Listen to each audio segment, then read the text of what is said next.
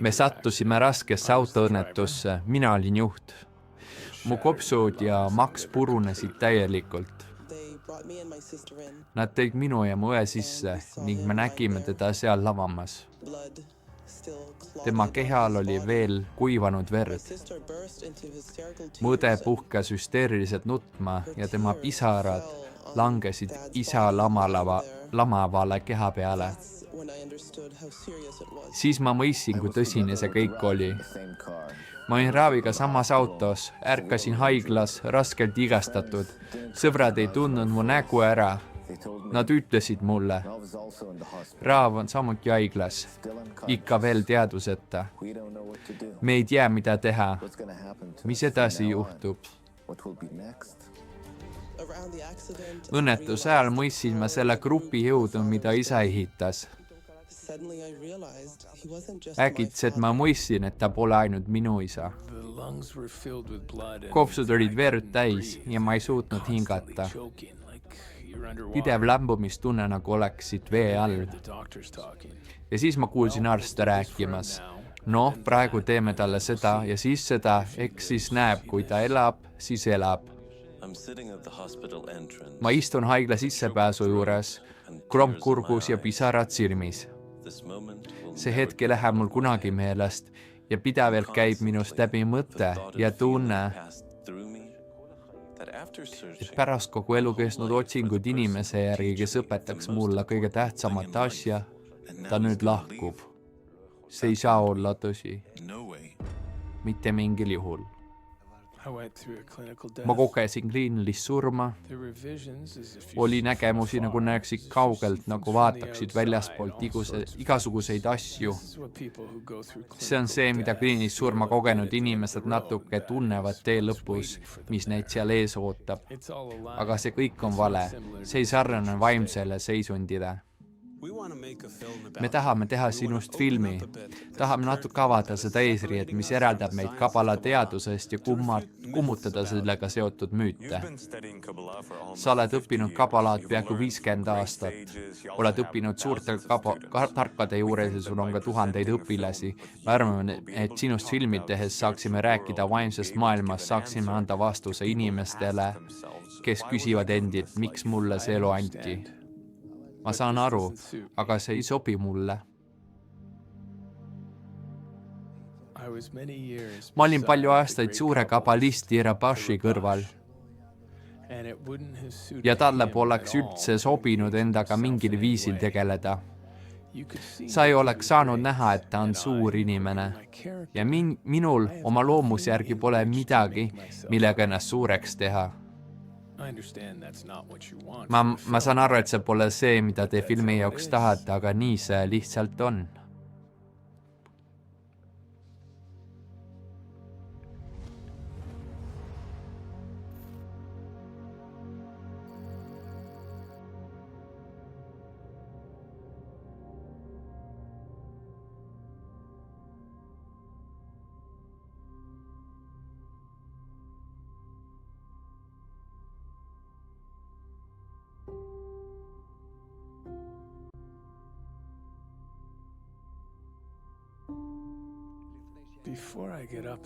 Enne kui ma hommikul tõusen ja ärkan, juba jookseb minu see filmi moodi õppetund, see, mida ma teile edasi annan.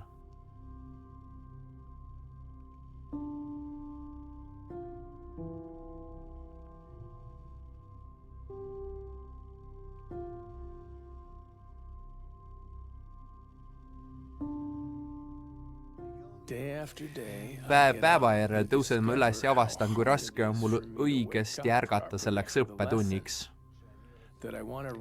mille juurde tahan jõuda kogu oma jõuga, mõistuse ja südamega.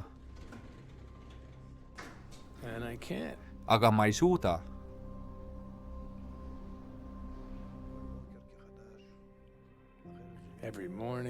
Igal hommikul uuesti, sest muidu ei oleks see uus päev.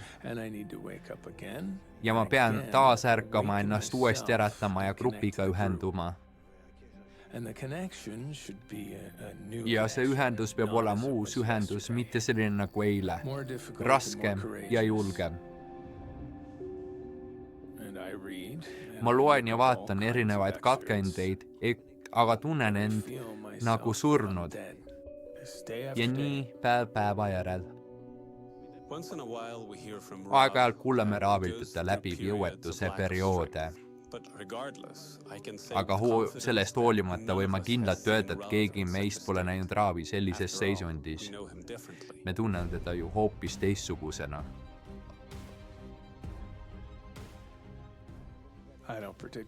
Ma ei ennusta tulevikku ega üleloomulikke asju. Ma õpetan oma õpilastele, kuidas aeglaselt väikeste sammudega jõuda tõeni ja see omandada. Meie kabala tarkus on teaduslik ja õpetuslik vorm, meetod, kuidas inimene muudab iseennast ja selle kaudu jõuab kõrgema jõu tunnetamiseni ja nagu kabalistid kirjutavad, võib see võtta 10 või 20 aastat. Ainult erilised inimesed, kellel on punkt südames, mõistavad, et muud teed ei ole, teised aga lähevad kuhugi mujale müstikasse.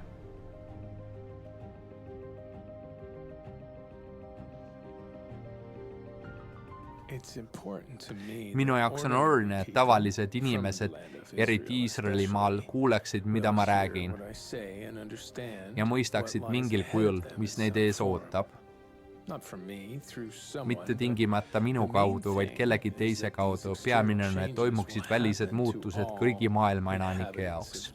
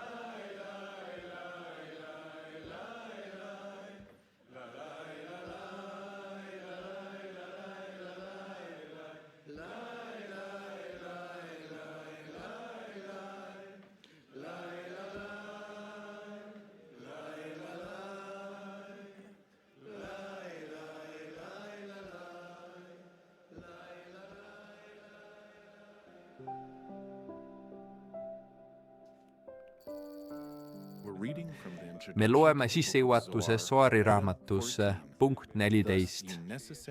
Sa leiad paratamatult, et üldiselt on hingel 3 seisundit. Teadus, mida me nüüd tahame avastada, seisneb selles, kui palju mõjutab meievaheline ühendus või kaugus kogu loodust. Elutut, taimset, loomset tasandit ja isegi inimeste vahelisi suhteid. Me näeme seda oma silmaga, et kui me üksteisele lähemale liigume, me näeme, et kaovad kõik viirused, orkaanid, külma- ja kuumalained, kõik probleemid, kõik. Me liigume natuke üksteisele lähemale ja äkitselt rahunevad kõik halvad jõud erinevate kohtades ja riikides. See on tõesti väga huvitav teadus, kui palju meie sees toimuvad nähtused, kui me need rahustame, kui me liigume vihast kõrgemale, et tekiks armastus. Me ei hävita viha, looduslikud miinuse ja plussijõud, nende vaheline vastandus jääb alles. Me lihtsalt õpime töötama mõlemaga koos, et anda loojale ruumi valitseda. Ja seda nimetatakse tema, kes teeb rahu oma taevas, teeb rahu ka meie üle. Miinuse ja plussi täiendamine teineteise kaudu.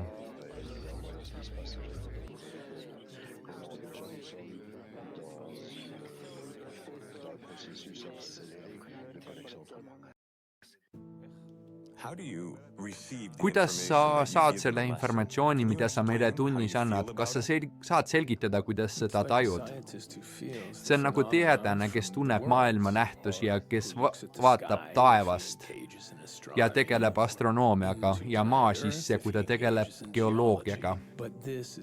See on tema elukutse, seetõttu näeb ta enne teisi ja rohkem kui teised. Minuga on samamoodi. Minu labor on inimkond. Kui ma vaatan, mis toimub inimkonnas ja seda, mis pärast juhtub, siis mõistan,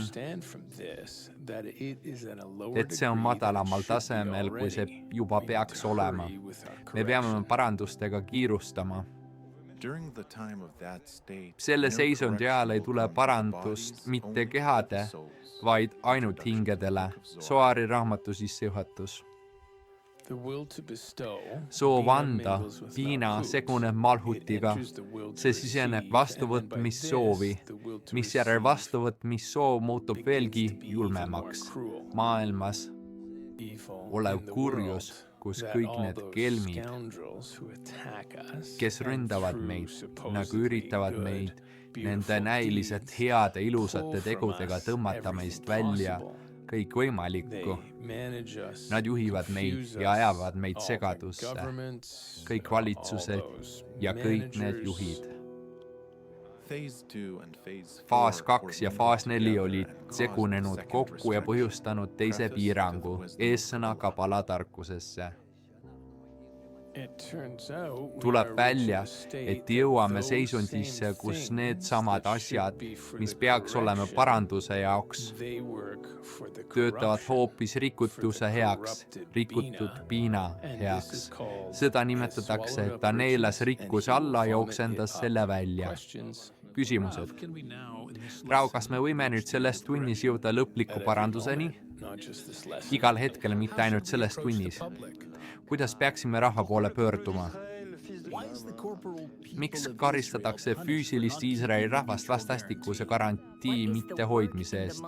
Mis on töö mõistuse ja südamega? Kas sa näed, et me edeneme ja teeme seda tõesti õigesti? Mis kasu on templi hävitamisest? Kuidas sellest teest mitte kõrvale kalduda? Kuidas me saame ühendada need eraldatud hinged üheks hingeks? Mille suhtes peame ettevaatlikud olema, mitte kahjustada avalikkust? Meil on puudu tulest.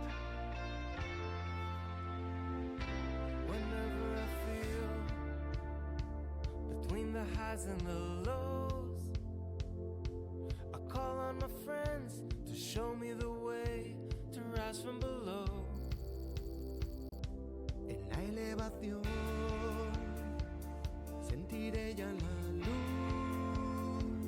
Mis amigos vendrán, tú a mí subirán por encima del yo. Each step that we take, each wall that we break, we're rising high above ourselves towards the light that never ends. We will rise above ourselves. Each step that we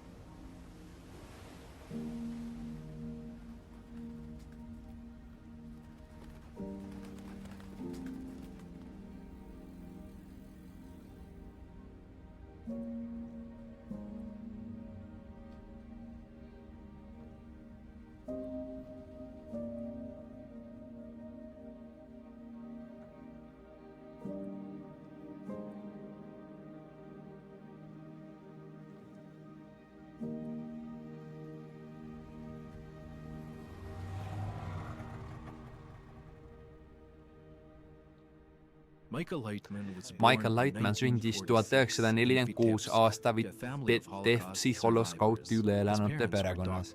Tema vanemad olid arstid, lapsepõlves huvitasid teda muusika ja fotograafia. 1964 aastal võeti ta vastu Leningradi elektroonika instituuti ja tal on arvutiteaduse kraad. Ta õppis bioloogiat ja meditsiinilist küberneetikat. Õpingute ajal töötas ta helitehnikuna muusikagrupis Nomads. Pärast instituudi lõpetamist töötas ta Kronstadti laboris Sõjaväemeditsiini akadeemias kosmose meditsiini alal. 1974 aasta pärast pikka vastuseisu nõukogude võimude poolt emigreerus ta Iisraeli. Ta töötas Iisraeli kaitseväes, tal oli oma äri. Tema pere kasvas Iisraelis ja ta oli 3 lapse isa. Ma ei tea, millal Michael Lightman alustas oma vaimse õpetaja otsingut, aga teame, et ta leidis ta 1979 aastal.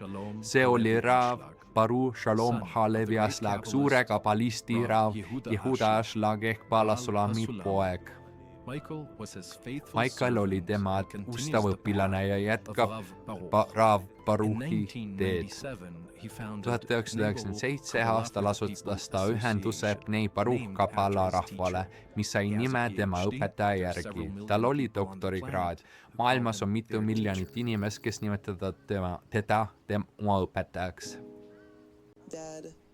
Isa, ja nii palju hirme ja muresid, eriti kui ma mõtlen tema peale,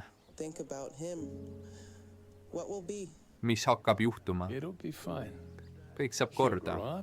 Ta kasvab suureks ja võtab oma koha sisse. On palju ebakindlust. Ja kuhu maailm liigub? Maailm liigub kindlasti halvas suunas. Me võime kõike näha vastavalt sellele, millised egovormid avalduvad. Miks just meie rikutud vorm meie vahelistes suheldes avaldub ühel või teisel kujul? Haigused, revolutsioonide, sõdade ja muu sellisena. Selle järgi, mis praegu avaldub, ei taha ma sellest eriti rääkidagi, aga meid ootavad ees mitmed katkulaadsed löögid. Rav, sa oled tulevikku ennustanud palju kordi ja üsna täpselt. Kas sa saad selgitada, kuidas see töötab? Kuidas see mehhanism töötab? Võib-olla selle skeemi näitel. Ja see skeem. Ma tunnen seda enda sees. See ilmneb kogu inimkonnas maailmas. Looduskatastroofides, külmas ja kuumuses, katkudes ja sõdades. Ma tunnen seda. Kas sa saad öelda, kus sa seda tead? Noh, kuidas ma seda seletan? Mida ma näen? Ma näen protsessi, mis toimub kogu maailmas ja selle põhjal ma räägin. Kõrgem jõud läheneb meile vastavalt oma ajale, aga meie ei sobitu sellega. Ja vastavalt lõhele meie ja kõrgema jõu vahel, mis on täielikult andmise jõud.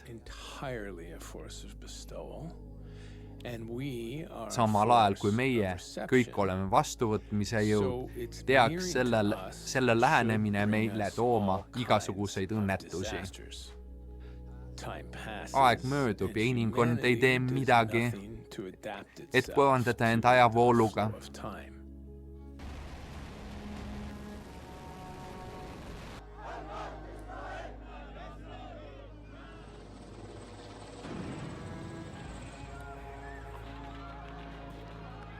Gilad, sa teenisid mõnda aega mereväes.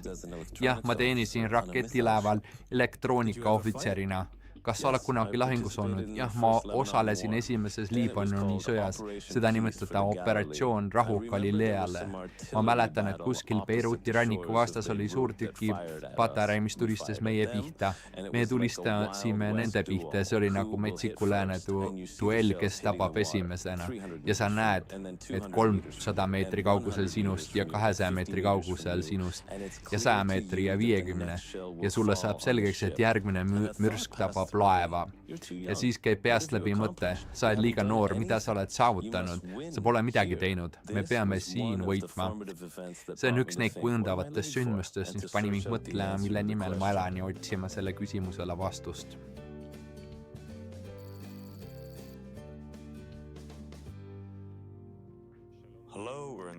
Tere, me oleme stsenaristide kohtumise Raav Michael Lightmaniga. Tere, Raav. Tere. Me oleme umbes nädal enne 9. taavi.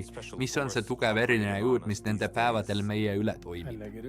Negatiivne jõud, eraldumise, eemaldumise ja vihkamise jõud.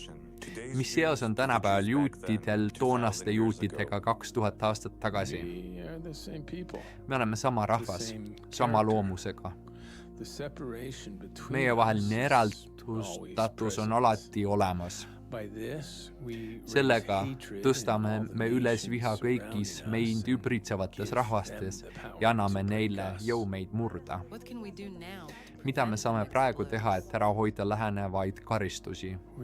Me peame tegema paranduse, mis on meie peale pandud ja sõltub ainult meist.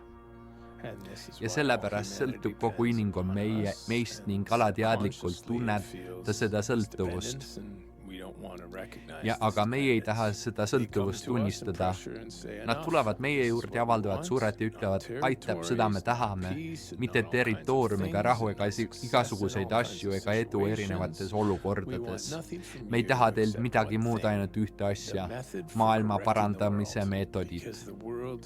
Sest maailm laguneb täieliku kaose seisundisse. Aga mis juutide loomuses põhjustab seda, et nad pöörduvad ikka jälle tagasi hävingu juurde, mida me minevikust ei õpi, seda nimetatakse kangekaelseks rahvaks. Mida sa teeksid, kui sul oleks nii kangekaelne poeg, kes ei soovi seda teha? See on looja probleem. Olgu, ja kuidas tema oma probleemi lahendab? Ta avaldab järjest rohkem survet igal aastal, aina rohkem, kuni me kohustust tunneme. Kuidas on võimalik, et maailma rahvad mõistavad seda sõnumit paremini kui meie? Need ei ole samasugust ego nagu meil. Nad ei ole loojaga otseselt ühendatud, nad ei ole nii kangekaelsed nagu meie. Raav kirjutas oma esimesed raamatud ja artiklid ise. Aga tänapäeval, selle meediamahu juures, mis selle hoone seinte vahelt välja tuleb, see on võimatu. Nendel stsenaristi kohtumistel avab Raav põhjused vaimsed juured kõigile, mis toimub Iisraelis ja maailmas, ja meie kirjutame klaviatuuri ning edastame tema sõnumi maailmale. Kes siis on süüdi? Mina olen põhjus, miks see neile juhtub. Ja mina peame olema põhjuseks, et nad tõeliselt ühenduksid ja räägiksid nii, et olla nagu üks inimene ühe südamega. Siis ehitame me omavahelise ühenduse just kogu vihkamise kohale, armastuse ühenduse. Ja see saab olema tõeline kolmas tempel. Nagu looja ütleb, minu koda nimetatakse palvekojaks kõigile rahvastele.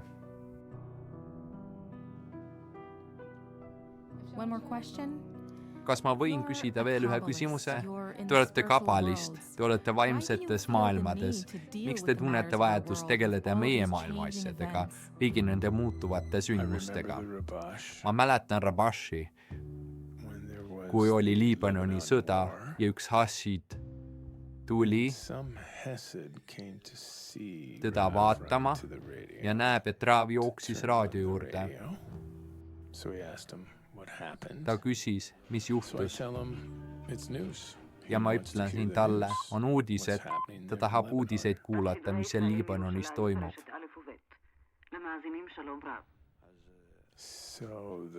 Siis Rabash tuli tagasi ja ütles talle, mis uudised, mis see tähendab? Kas see sobib meile ustavatele juutidele, mingid uudised? Rabash küsis, kas sul on seal lapsi? See on tõesti väga liigutav. Raav Baruch Ashlag, Rabash sündis Varssavi juudi piirkonnas 1907 aastal. Ta oli oma perekonna esimene laps silmapaistva kabalisti Jehuda Hallevi Ashlagi poeg. Ta jäi kogu eluks oma isa heaks õpilaseks ja pühendunud järglaseks. 1921 aastal kolis Rabash oma vanematega Iisraeli maale ja astus Jeruusalemma jeshivasse Toorat Emet. Seal õppis ta Toorat ja Kabalaad 16 tundi päevas. Ta abiellus 1925 aastal, abiellus sündis 6 last. Kõik need aastad jätkas ta Kabala õppimist oma isa juhendamisel. Samal ajal töötades ehitusel, hiljem armatuuritöölisena, sealhulgas Jeruusalemma Hebroni maanteel ning ka kingsepana. Lisaks teenis ta tulumaksuinspektorina.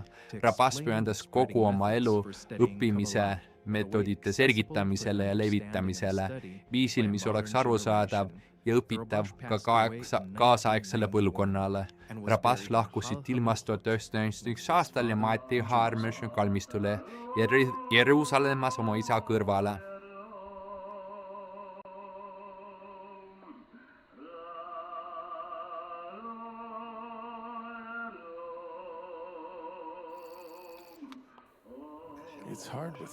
Ilma Rabashita on raske. See on nagu sein.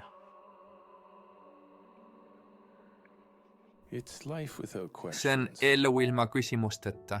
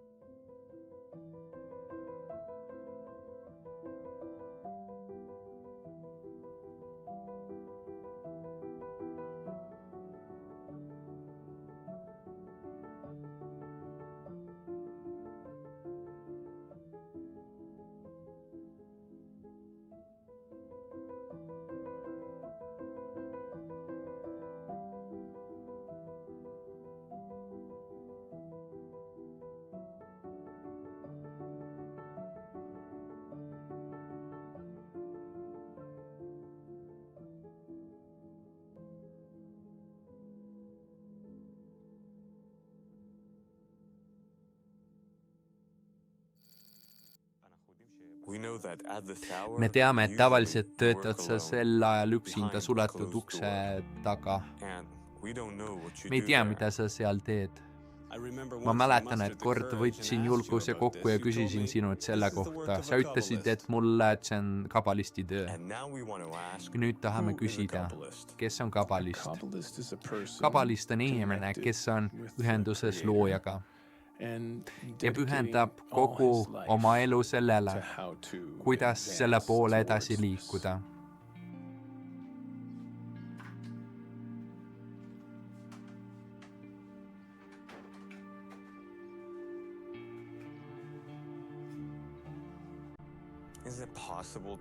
Kas on võimalik sõnades väljendada, mida kabalist tunneb?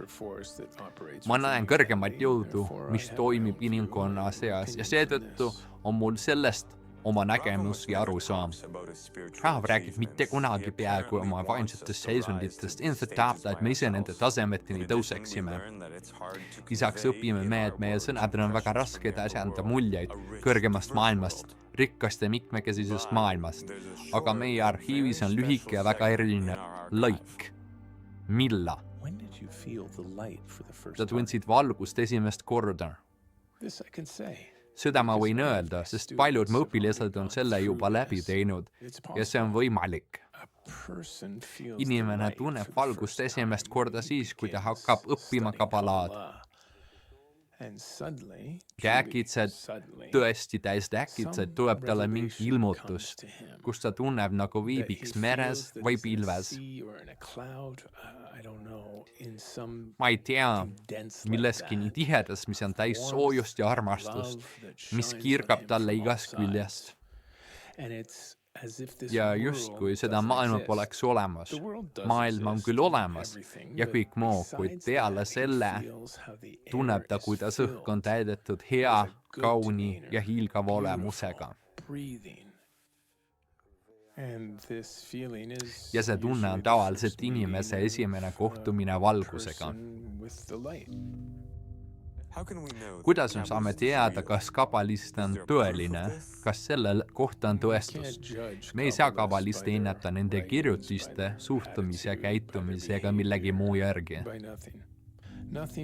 Sellest ei ole võimalik midagi mõista ja igaüks neist võib ennast peita nii, et keegi ei näe teda.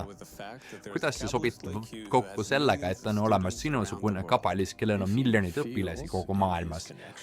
Kui ta tunneb oma ühendust loojaga, et peab tegema mingit tööd, et ta on näiteks sellises ajastus nagu meie oma, kus ta peab töötama inimkonnaga, ja tegema igasuguseid muid taolisi töid, vaimseid või materiaalseid, siis ta teeb seda.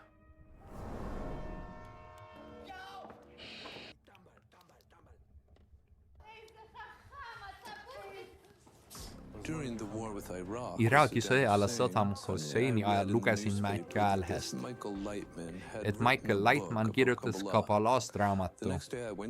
Järgmisel päeval läksin poodi ja ostsin selle raamatu. Raamatu lõpus oli kirjutatud, et igaühel, kes kogu raamatu läbi luges, on kutse ja telefoninumber. Ma helistasin ja ta küsis minult, kas lugesid lõpuni. Ma ütlesin jah. Tõesti, ütles ta, ja kas sa said kõigest aru, mida lugesid? Ma ütlesin, ei, mul on palju küsimusi. Ta ütles, tule, räägime.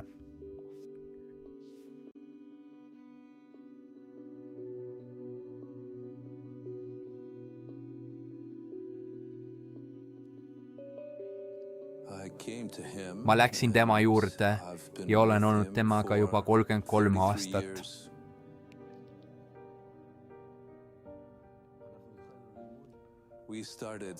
Me alustasime õppimist Michael Lightmani korterist ja aja jooksul tuli järjest rohkem inimesi, kuni tema elutuppa enam ei mahtunud.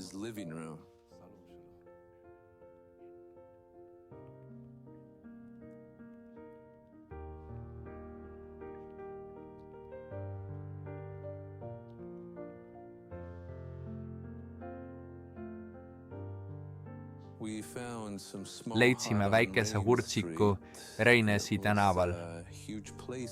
See tundus meie jaoks tohutu suur koht. Seal toimusid hommikused tunnid ja pühad.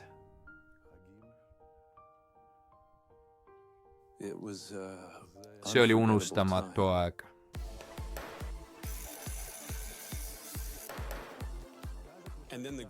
Ja siis grupp kasvas jälle. Me tundsime end oma vanas ja ubases hoones kitsikuses ning rentisime tööstushoone, renoveerisime selle ja lõime oma televisiooni. Ja tuhanded inimesed üle maailma kuulavad hinge kinni hoides hommikutunde. Ja taas me tundsime end kitsikuses. 3000 inimest otsustasid korraga, et igaüks panustab nii palju kui suudab ja me ostame selle hoone. Ehitasime need seinad oma kätega. Siin on õppesaal, õpperuumid, stuudiod, väike ürituste saal ja suur saal. See tähendab, et siin on olemas kõik selleks, et olla toetav keskkond igale inimesele, kes soovib vaimset arengut. Ja eluallikas, algav ja juhtiv jõud on Rav Lightman, kabalist.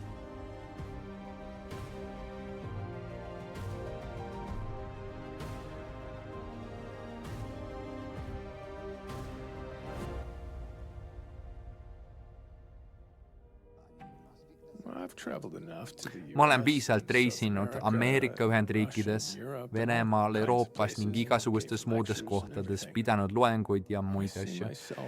Ma näen ennast töötamas kõigiga, kes tahavad kuulata.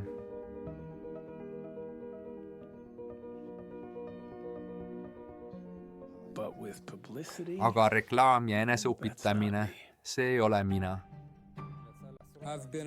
Ma olen olnud Raaviga välismaal 10 kordi nii konverentsidel kui ka erareisidel. Ja see, mis teda iseloomustada, on see, et ta lepib tõesti vähesega. Ta ei olnud kunagi nõus lendama äriklassis.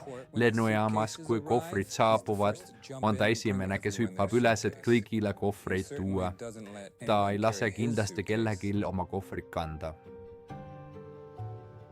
Kui ma oleksin üksi ilma õpilasteta, poleks keegi minust kuulnud. Ma olen kindel, et iga kabalist teeks samamoodi. Mida ma sellest saan? Ma ei saa sellest tähtsust tunnet. Ma ei vaja neilt raha ega austust ega midagi muud. Kas sa töötad üksinda või aitab sind keegi? Me ei räägi muidugi tehnilisest tööst, vaid vaimsest tööst. Ma töötan üksinda looja poole. On ka teisi inimesi, kuid mitte minu kõrval ega väljaspool mind, kes jälgivad Paalasulami lähedasi meetodeid, kuid erinevaid.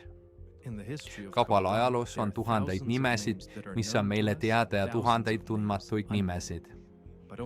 Aga ainult vähesed neist on seotud keskse muutusega kõrgema maailma mõistmise süsteemis. Üks neist on Yehuda Leib Hashlevi aastak, keda tuntakse nime all Paala-Sulam. Ta sündis 1884 aastal Lukovis 100 kilomeetrit Varssavist Poola kuningriigi pealinnast. Juba noores eas hämmastas ta oma õpetajaid hiilgavate teadmistega. Kõikidest judaismi põhitekstidest. Ta sai ka oma aja silmapaistravate kabalistide õpilaseks. Kalish, Admori ja Boržovi Admoni õpilaseks. Lisaks tundis ta huvi tuntud lääne filosoofia tööde vastu. Hiljem võrdes ta nende vaateid kabala teaduse käsitlusega oma artiklites. Kuna ta nägi ette läänevat holokausti, kolis Paala-Sulam ja tema perekond Iisraeli. See toimus 1921 aasta sügisel Sukkoti vahepäevadel. Jeruusalemmas pettus Paala-Sulam. Kohalikud juudid võtsid ta vastu avaliku vaenulikkusega. Tema ideid levitada kabalad massidele ei mõistetud. Veelgi enam nad tõrjusid kabala tarkuse tagasi. Sellist hoolimata kogus Paala-Sulam enda ümber õpilase gruppi ja lõi meetodi, mida inimkond polnud varem tundnud. Niitse tarkuse teadusliku tõlke, mis on kohandatud kaasaegsetele põlvkondadele.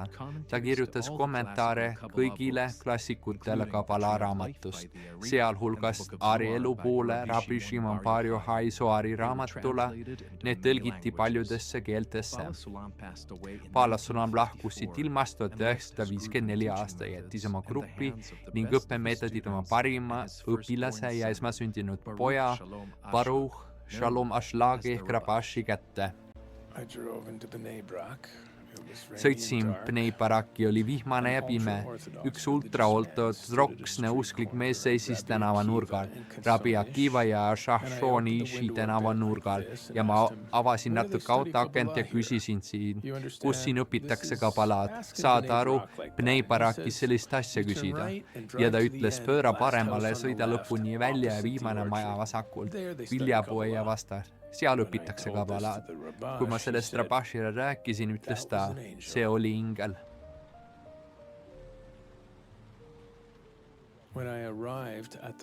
Kui ma Rabashi juurde jõudsin, nägin lauda ja selle laua taga istus 5 vanameest. Päeva või 2 pärast, kui ma olin seal olnud, muutus see keskkond minu jaoks 5 vanamehest kõige tähtsamaks paigaks kogu maailmas. Nad olid tõesti suured inimesed.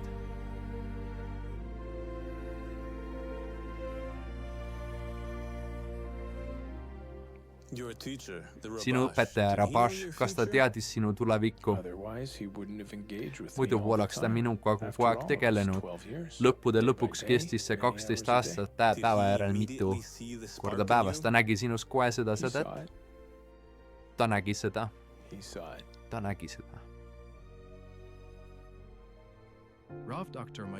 Rav Dr. Michael Lightman õppis koos Rav Baruch Shalom Halevi Aslagi Rabashiga.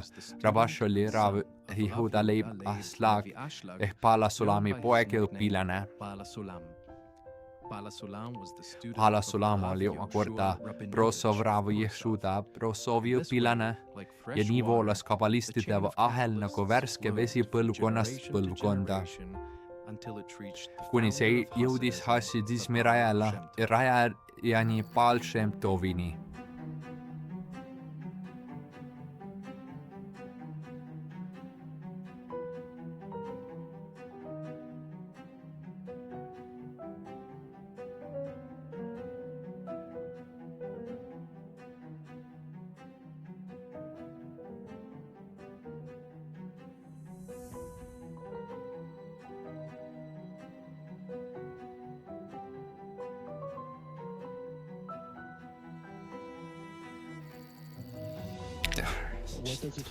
Kuidas tundub anda?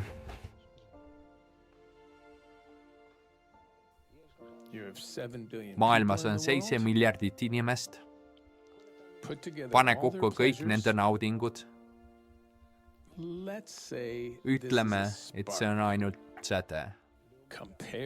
Võrreldes valgusega, mille saavutad kõrgeimal vaimsel tasemel.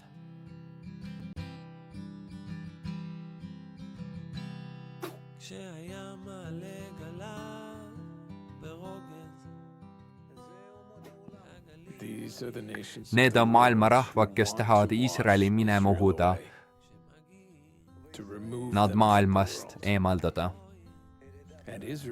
Aga Iisrael ei murdu, vaid hoopis lained murduvad ega suuda maailma üle uhtuda.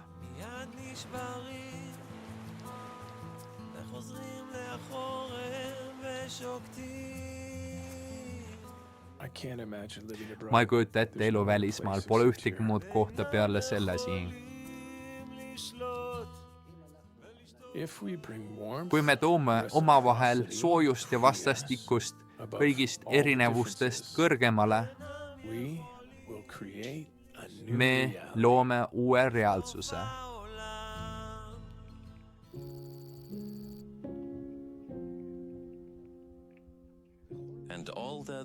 Ja kõike seda, mida looja teeb Iisraeliga, teeb ta vähehaaval, mitte korraga.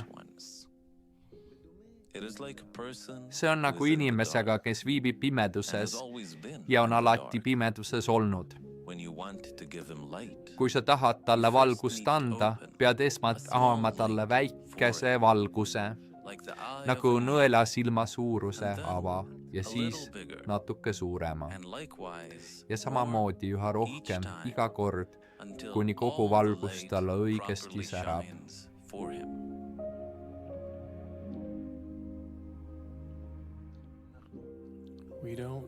Me ei igatse vaimse maailma paljastamist. Tõde on see, et pole midagi paljastada. Pole midagi paljastada, sest seda ei eksisteeri. Me peame selle ehitama oma suhtest, oma parandatud omadustest